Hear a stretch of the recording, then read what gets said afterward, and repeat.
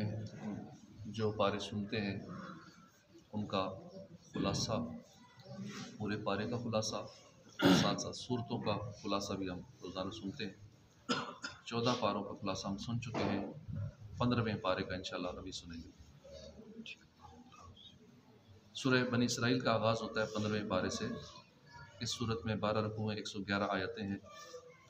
इस सूरत के चंद नाम हैं: सूरह असरा, सूरह सुबहान, सूरह बनी इसराइल। असरा कहते हैं रात को जाना। और इस सूरत की पहली आयत में ताजदार मदीना सल्लल्लाहु अलैहि वसल्लम के रात के मुख्तसर हिस्से में मक्का मुकरमा से बैतुल मुक़द्दस जाने का ज़िक्र है, तो इस मुनासबत से सूरत को असरा कहते हैं। सूरह सुबहान भी कहते हैं, इसका मतलब है पाक होना, चूँकि इसकी इब्तदा सुबह से की गई है, इस वजह से सूरह सुबहान भी कहा जाता है। बनी इसराइल भी कहा जाता है। इसराइल का मतलब है कि अल्लाह का बंदा, और ये याकूब अलैहिस्सलाम का लक़ब है, और आपकी औलाद को, याकूब अलैहिस्सलाम की औलाद को बनी इसराइल कहते हैं। तो इस मुनासबत से इस सूरत को बनी इसराइल कहते हैं, और यही इसका मशहूर नाम। मेराज शरीफ के बारे में सैकड़ों अहादीस हैं जिनका एक मुख्तसर सा खुलासा पेश किया जाता है। चुनांचे मेराज की रात जब हज़रत जिब्राईल अलैहिस्सलाम बारगाह रिसालत में हाज़िर हुए तो आप सल्लल्लाहु अलैहि वसल्लम को मेराज की खुशखबरी सुनाई, और आप सल्लल्लाहु अलैहि वसल्लम का मुक़द्दस सीना खोल कर उसे आब ज़मज़म से धोया, फिर उसे हिकमत और ईमान से भर दिया। इसके बाद ताजदार रिसालत सल्लल्लाहु अलैहि वसल्लम की बारगाह में बुराक पेश की, इंतहाई इकराम और एहतराम के साथ उस पर सवार करके मस्जिद अक्सा की तरफ ले गए। बैतुल मुक़द्दस में नबी करीम सल्लल्लाहु अलैहि वसल्लम ने तमाम अम्बिया व मुरसलीन अलैहिस्सलाम की इमामत फरमाई। फिर वहाँ से आसमानों की सैर की तरफ मुतवज्जे हुए। हज़रत जिब्रील अमीन अलैहिस्सलाम ने बारी बारी तमाम आसमानों के दरवाज़े खुलवाए। अम्बिया कराम अलैहिमुस्सलाम हुज़ूर अक़दस सल्लल्लाहु अलैहि वसल्लम की ज़ियारत और मुलाकात से मुशर्रफ़ हुए। उन्होंने हुज़ूर की इज़्ज़त व तकरीम की, तशरीफ़ आवरी की मुबारकबादें दी, हत्ता कि नबी करीम सल्लल्लाहु अलैहि वसल्लम एक आसमान से दूसरे आसमान की तरफ सैर फरमाते, वहाँ के अजायबात देखते हुए तमाम मुक़र्रबीन की आखिरी मंजिल सिदरतुल मुंतहा तक पहुँचे। इस जगह से आगे बढ़ने की चूँकि किसी मुकर्रब फरिश्ते को मजाल नहीं थी, इसलिए हज़रत जिब्राईल अमीन आगे साथ जाने से माज़रत करके वहीं रह गए। फिर मकाम क़ुर्ब ख़ास में नबी पाक सल्लल्लाहु अलैहि वसल्लम ने तरक्कियाँ फरमाई और क़ुर्ब आला में पहुँचे कि जिसके तसव्वुर तक मखलूक के अफ़कारो ख़यालात भी परवाज़ से आजिज़ है। वहाँ रसूल अकरम सल्लल्लाहु अलैहि वसल्लम पर ख़ास रहमत व करम हुआ और आप सल्लल्लाहु अलैहि वसल्लम इनामात इलाहिया और मखसूस नेमतों से सरफराज फरमाए गए। ज़मीन व आसमान की बादशाहत और उनसे अफजल व बरतर उलूम पाए। उम्मत के लिए नमाज़ें फ़र्ज़ हुईं। नबी करीम सल्लल्लाहु अलैहि वसल्लम ने बाज़ गुनाहगारों की शफ़ाअत फरमाई, जन्नत व दोज़ख की सैर की और फिर दुनिया में वापस तशरीफ़ ले आए।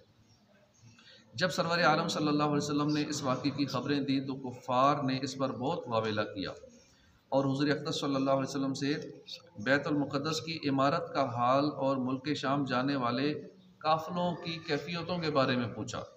हुज़ूर ने उन्हें सब कुछ बता दिया और काफ़िलों के जो अहवाल हुज़ूर ने बताए थे, जब काफ़िले वापस आए तो उन्होंने भी इसकी तस्दीक कर दी। बनी इसराइल के बारे में बयान किया गया कि अल्लाह पाक ने उन्हें तौरात में ये गैब की ख़बर दी थी कि तुम ज़मीन में यानी सरज़मीन शाम में 2 मरतबा फ़साद करोगे। ये गैब की ख़बर पूरी हुई और जिस तरह अल्लाह पाक ने फरमाया था वैसे ही वक़ू में आया कि बनी इसराइल ने फ़साद किया, जुल्म व बगावत पर उतरे और इसका अंजाम देखने के बाद फिर संभल ले, लेकिन फिर दोबारा फ़साद में मुब्तला हो गए और हर मरतबा फ़साद के नतीजे में ज़लील व रुसवा हुए। आगे इसकी तफसील बयान हुई कि जब 2 मरतबा के फ़साद में से पहली मरतबा के फ़साद का वक्त आया तो फ़साद की सूरत ये बनी कि उन्होंने तौरात के आकाम की मुखालफत की और गुनाहों के कामों में पड़ गए, हराम चीज़ों के मुर्तकिब होने लगे, हत्ता कि उन्होंने अल्लाह के नबी को शहीद किया। और जब बनी इसराइल ने यह फ़साद किया तो अल्लाह पाक ने उन पर बहुत ज़ोर और क़ुव्वत वाले लश्करों को मुसल्लत कर दिया ताकि उन्हें लूटें, उन्हें कत्ल करें, कैद करें, ज़लील रुसवा करें। चुनांचे इन पर मुसल्लत किए जाने वाले इस लश्करों ने बनी इसराइल के उलमा को कत्ल किया, तौरात को जलाया, मस्जिद अक्सा को वीरान किया और 70,000 अफराद गिरफ़्तार किए गए। ये मुसल्लत किए जाने वाले लश्कर कौन थे, इस बारे में मुख्तलिफ़ अक़वाल हैं। अलबत्ता इनमें से जिसने बनी इसराइल को बदतरीन तरीके से हजीमत से दोचार किया वो था बख्त नसर, जिसने उन्हें तहस नहस करके छोड़ा और यूं वादा इलाही पूरा हुआ। फिर बताया गया कि हमने हर इंसान का अमाल नामा उसके गले में लटका दिया है, यानी अल्लाह की क़ज़ा और क़दर जो तय है वो हो कर रहेगी, और क़यामत के दिन इनका अमाल नामा एक खुली हुई किताब की सूरत में होगा। बंदे से कहा जाएगा अमाल नामा पढ़ो, आज तुम ही अपना हिसाब करने के लिए काफ़ी हो। जिसने हिदायत को इख्तियार किया उसका फ़ायदा उसी को पहुँचेगा, जिसने गुमराही को इख्तियार किया उसका वबाल भी उसी पर आएगा।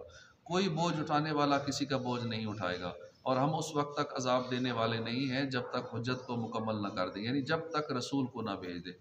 कोई जान किसी जान का बोझ नहीं उठाएगी, यानी कोई काफिर किसी काफिर के काम नहीं आएगा। लेकिन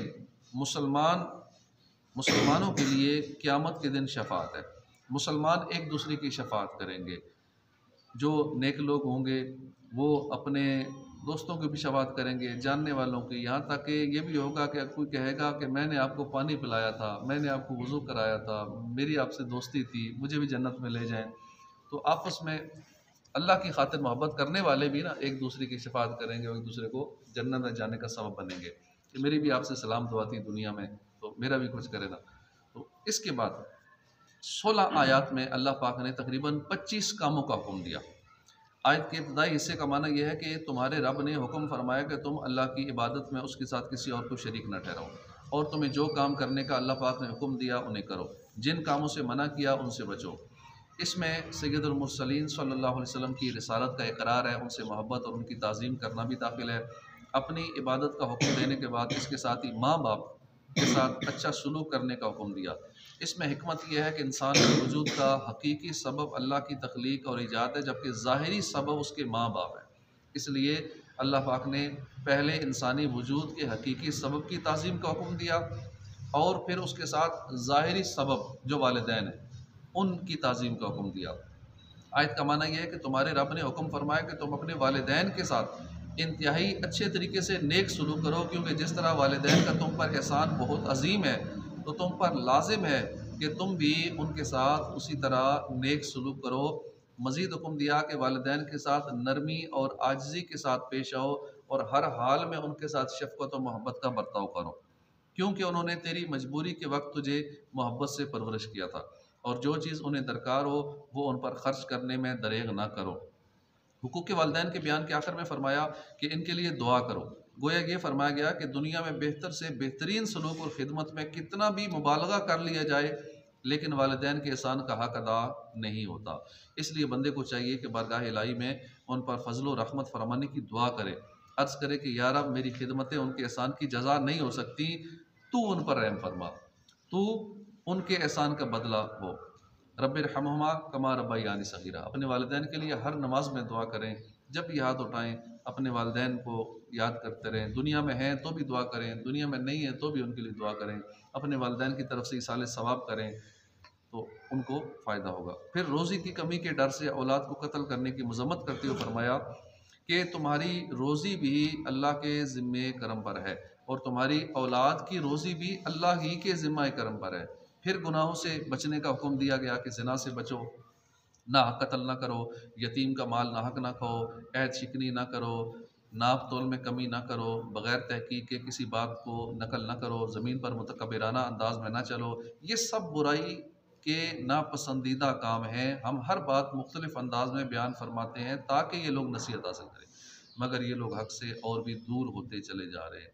फिर फरमाया गया कि आसमान व ज़मीन की चीज़ अल्लाह की तस्बीह बयान करती है, लेकिन तुम उनकी तस्बीह को नहीं समझते। आयत 78 में फरमाया कि नमाज कायम रखो सूरज ढलने से रात के अंधेरे तक।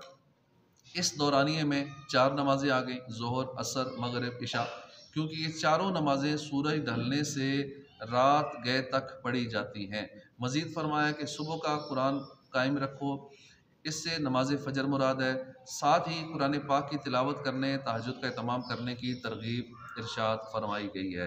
सुबह के अपने जदवल के अंदर सुबह का जो हमारा टाइम टेबल हो उसमें हम तहज्जुद भी शामिल रखें, फ़जर की नमाज, ज़िक्र व अज़कार वगैरह, ये सारी चीज़ें हम ज़रूर अपने स्केजूल में, बाकी चीज़ें साइड पे रखें। ये हमारा टाइम होना चाहिए यही कि हमें तहज्जुद पढ़नी है, नमाज फ़जर अदा करनी है, ज़िक्र अज़कार में, तिलावत कुरान में, सुबह का वक्त हमारा इस तरह गुजरे।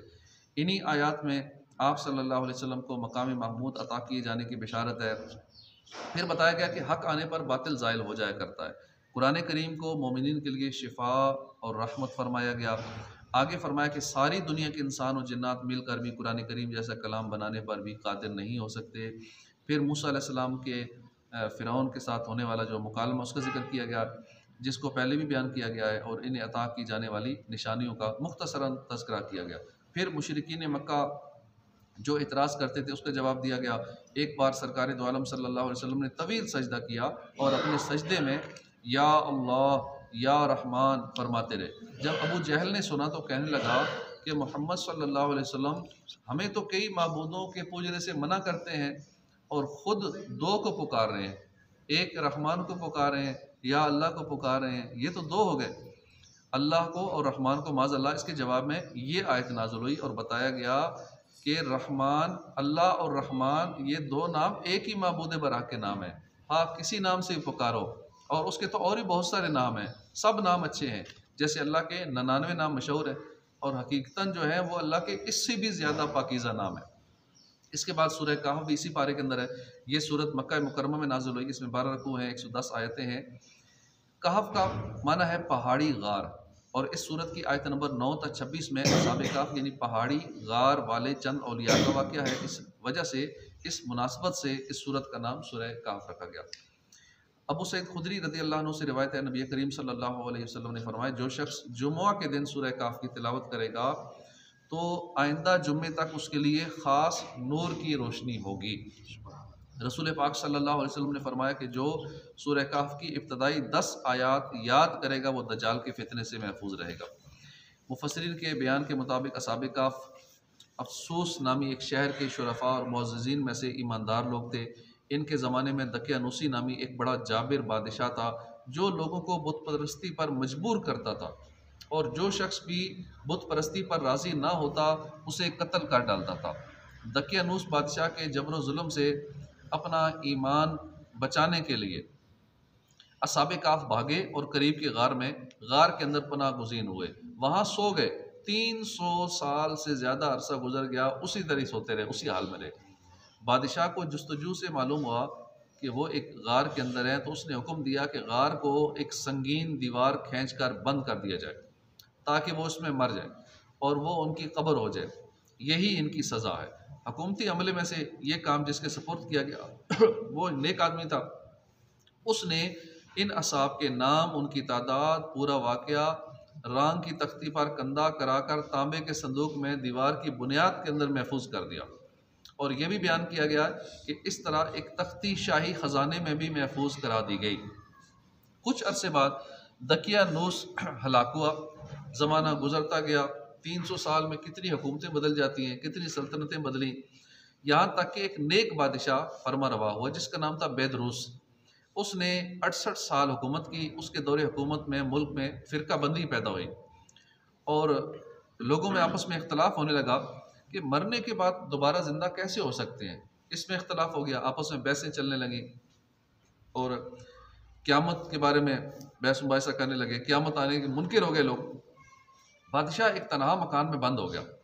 उसने अल्लाह की बारगाह में गिरिया जारी किया, अल्लाह मेरी रियाया किस काम में पड़ गई है, ये क़यामत के इनकार कर रहे हैं कि कैसे ज़िंदा होंगे मरने के बाद, जब हड्डियाँ बिखर जाएंगी। तो अब या अल्लाह मेरी मदद करो, मैं क्या करूँ, कोई ऐसी निशानी ज़ाहिर फरमा दे जिससे मखलूक को मुर्दों के उठने और क़यामत आने का यकीन हासिल हो जाए। उसी ज़माने में एक शख्स ने अपनी बकरियों के लिए आराम की जगह हासिल करने के वास्ते इसी गार को तजवीज़ किया और कुछ लोगों के साथ मिलकर दीवार को गिरा दिया। दीवार गिरने के बाद कुछ ऐसी हैबत तारी हुई कि गिराने वाला भाग गया। जो लोग गिराने में शामिल थे वो सारे भाग गए। असहाबे कहफ अल्लाह के हुक्म से फरहां शादां उठे, बिल्कुल फ्रेश थे, चेहरा शगुफ्ता था, तबीयतें खुश थीं, ज़िंदगी की तरोताज़गी मौजूद थी। 300 साल से ज़्यादा अरसा गुजरने के बाद भी बिल्कुल तरोताज़ा और फ्रेश। एक ने दूसरे को सलाम किया, नमाज के लिए खड़े हो गए। नमाज से फ़ारिग हुए तो यमलीखा से कहा कि आप जाइए और बाज़ार से कुछ खाना ख़रीद लाइए और ये भी ख़बर लाइए कि दकियानूस बादशाह का हम लोगों के बारे में क्या इरादा है। वो बाज़ार गए, उन्होंने शहर पनाह के दरवाजे पर इस्लामी अलामत देखी और वहाँ नए लोग पाए। ये देखकर उन्हें ताज्जुब हुआ, ये क्या मामला है कि 300 साल में कितनी नस्लें बदल गई, कितने लोग दुनिया से चले गए होंगे, सारा सिस्टम करेंसी बदल गई। बड़े हैरान हुए कि कल तक तो कोई शख्स अपना ईमान ज़ाहिर नहीं कर सकता था और आज इस्लामी अमानतें शहर पनाह में ज़ाहिर हैं। फिर कुछ देर बाद आप तंदूर वाले की दुकान पर गए खाना ख़रीदने के लिए। उसको जब पैसे दिए, दकियानूस के ज़माने के करेंसी उसको दी, दकियानूसी सिक्का दिया, तो उसका रवाज तो सदियों पहले ख़त्म हो चुका था। उससे देखने वाला भी कोई बाकी नहीं रहा था कि ये भी करेंसी थी 300 साल पहले। अब हमारे सामने 300 साल पहले की करेंसी कोई आ जाए तो हमें तो पहचान नहीं सकेंगे। हमारे यहाँ तो 70 साल पहले की आ जाए, जब पाकिस्तान बना था, वो 54 58 और उस तरह की आ जाए तो बुजुर्गों को पता होगा, वरना आजकल के नौजवानों को तो उसका भी नहीं पता चलेगा कि ये भी कोई करेंसी है। तो वहाँ तो 300 साल का अरसा गुजर गया था। बाज़ार वालों ने समझा कि ये को पता नहीं कौन सी करेंसी दे रहे हैं, लगता है कोई पुराना ख़जाना इनके हाथ आ गया। उन्होंने उनको पकड़ लिया कि ये तो मशकूक आदमी है, ये कहाँ से इनके हाथ खजाना लग गया। उन्होंने पकड़ के हाकिम के हवाले कर दिया। अब हाकिम तो नेक शख्स था, उसने भी उनसे दरियाफ्त किया कि ख़जाना कहाँ है।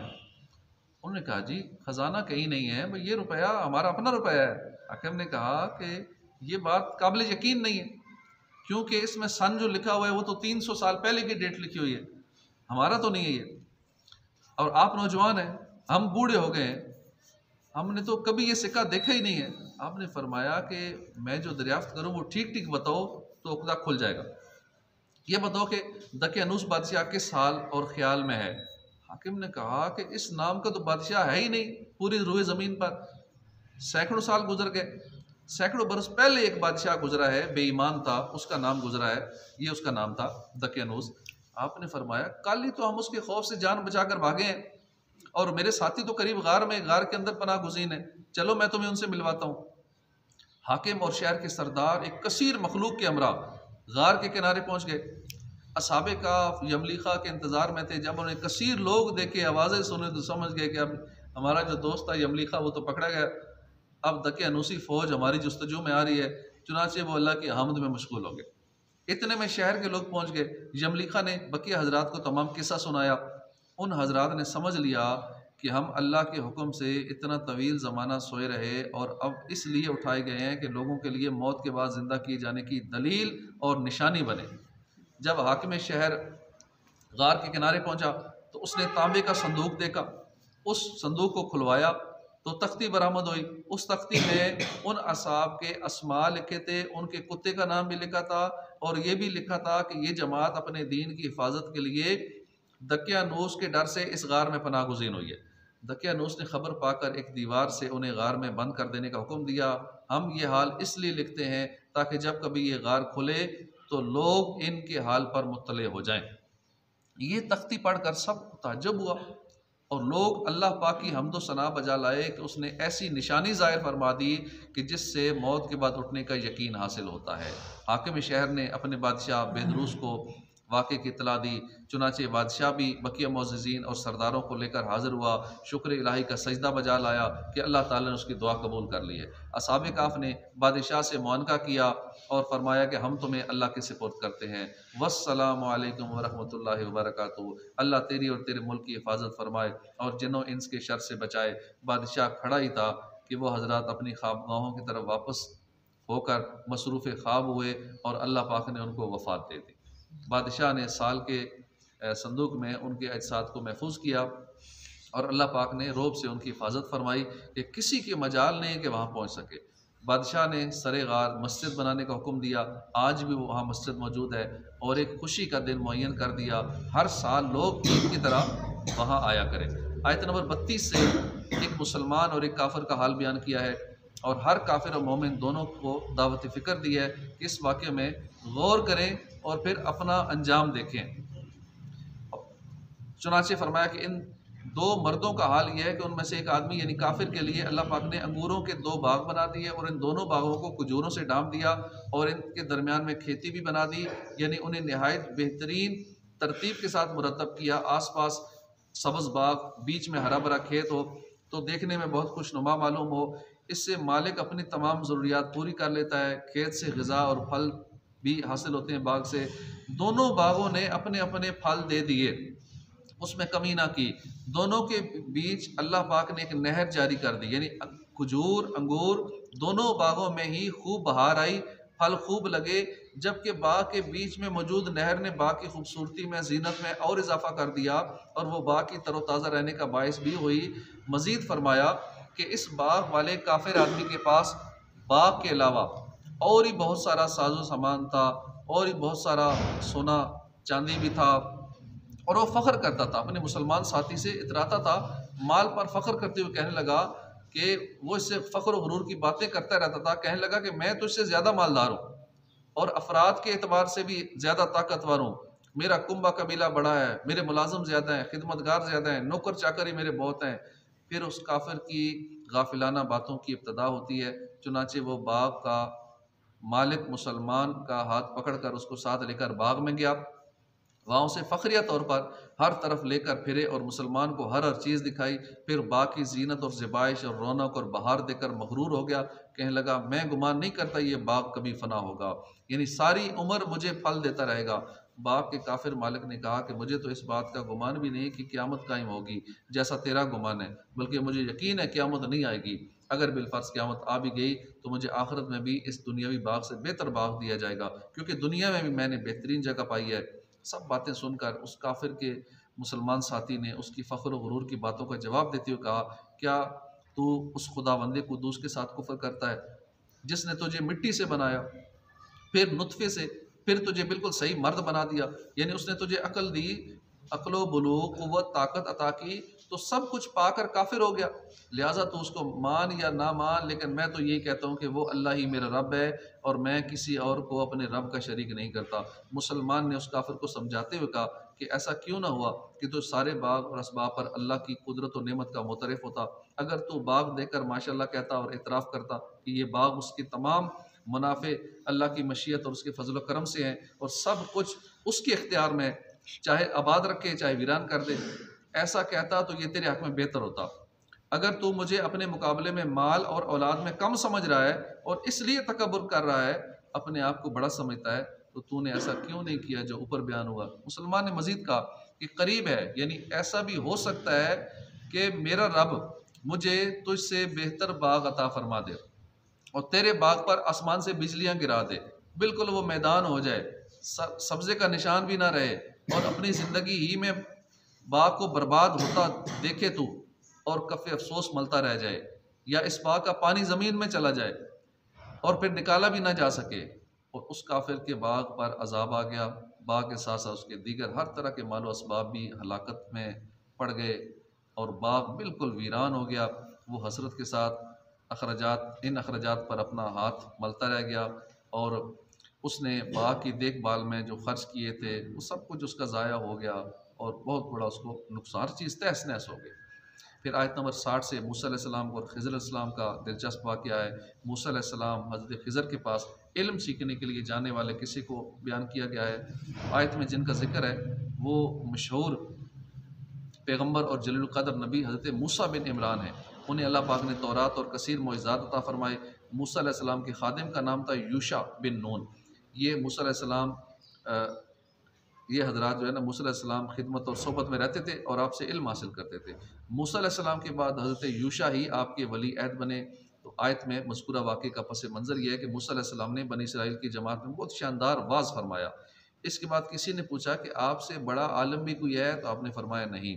अल्लाह पाक ने आपकी तरफ वही फरमाई कि मूसा, तुमसे बड़े आलम हज़रत खिज़र अलैहिस्सलाम है। आपने अल्लाह से उनका पता पूछा तो इरशाद फरमाया कि मजमा बहरैन में रहते हैं, वहाँ की निशानी ये बताई कि जहाँ भुनी हुई मछली ज़िंदा होकर दरिया में चली जाए ना और पानी में सुरंग बन जाए, वहाँ हज़रत खिज़र अलैहिस्सलाम होंगे। चुनांचे मूसा अलैहिस्सलाम ने अपने खादम से फरमाया कि मैं मुसलसल सफ़र में रहूँगा जब तक कि मशरक़ की जानब दो समुंदरों यानी बहर फ़ारस और बहर रूम के मिलने की जगह पर ना पहुँच जाऊँ, या अगर वो जगह दूर हो तो मुद्दतों तक चलता रहूँगा। फिर ये हजरात रोटी और नमकीन भुनी मछली जंबील में तोशा के तौर पर लेकर रवाना हुए। मूसा अलैहिस्सलाम और हज़रत यूशा बिन नून अलैहिस्सलाम दो समुद्रों के मिलने की जगह पहुँचे। वहाँ एक पत्थर की चट्टान और चश्मा हयात था। उस जगह मूसा अलैहिस्सलाम ने आराम फरमाया। हज़रत यूशा अलैहिस्सलाम वज़ू करने लगे। इसी दौरान बुनी हुई मछली ज़मील में ज़िंदा हो गई और दरिया में जा पड़ी। उस पर से पानी का बहाव रुक गया और एक मेहराब सी बन गई। यूशा अलैहिस्सलाम ये देखकर बहुत हैरान हुए। जब मूसा अलैहिस्सलाम बेदार हुए तो यूशा अलैहिस्सलाम को उनसे मछली का वाक़या ज़िक्र करना याद ही नहीं रहा। चुनांचे इरशाद होता है कि वो अपनी मछली भूल गए और उस मछली ने समुद्र में सुरंग की तरह अपना रास्ता बना लिया। जब वो दोनों उस जगह से गुजर गए, चलते रहे, यहाँ तक कि दूसरे रोज़ खाने का वक्त आया तो मूसा अलैहिस्सलाम ने खादिम से कहा कि सुबह का खाना लाओ। बेशक हम सफरी मुशक्क़त बड़े थक चुके हैं, थकान बहुत ज़्यादा है, भूख की शिद्दत है। और ये बात जब तक मजमल बहरैन पहुँचे थे पेश ना आई थी, और जब मंजिल मकसूद से आगे बढ़ गए तो थकन और भूख मालूम हुई। इसमें अल्लाह की हिकमत ये थी कि वो मछली याद करें और उसकी तलब में मंजिल मकसूद की तरफ वापस हो जाएं। जब मूसा अलैहिस्सलाम ने पूछा कि फरमाया तो खादम ने माजरत कर ली। यूशा बिन नून की बात सुनकर मूसा अलैहिस्सलाम ने फरमाया कि मछली का जाना ही तो हमारा मकसद था, वही तो हमारी असल जगह थी जिनकी तलब में हम इतना चलते रहे। इनकी मुलाकात वहीं होगी। चुनाचे वो दोनों वापस हुए। जब दोनों बुज़ुर्ग वापस उसी जगह पहुँचे तो वहाँ उन्होंने अल्लाह के बंदों में से एक बंदा पाया जो चादर ओढ़े आराम फरमा रहे थे, और ये थे हज़रत खिज़र अलैहिस्सलाम। इसके बाद आगे 16वां पारा शुरू होता है। आगे मज़ीद उसका वाक़या है। अल्लाह पाक कुरान पाक समझने की तौफ़ीक़ अता फ़रमाए। आमीन बिजाह नबी अमीन सल्लल्लाहु अलैहि वसल्लम।